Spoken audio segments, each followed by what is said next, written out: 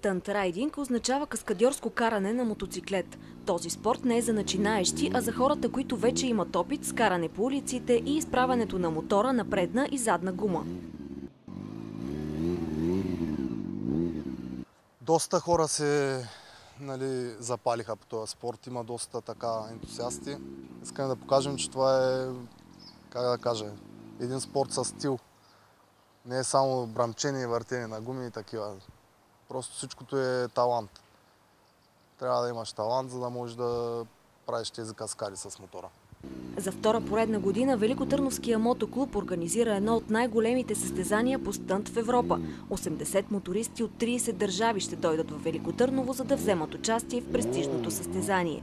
Колкото и да го гледаш, докато един път сам не го усетиш, докато не паднеш два пъти, докато дори не го сънуваш, защото, например, аз много от номерата съм ги сънувал и някак си в главата ми остават начините, по които се правят.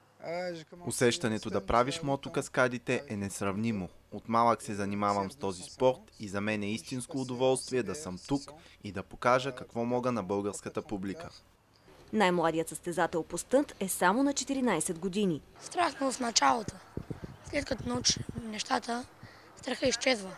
Организаторите се надяват на огромен интерес от страна на българската и международната публика. Най-добрите състезатели ще бъдат възнаградени от първо до 10-то място с награден фонд от $10 000.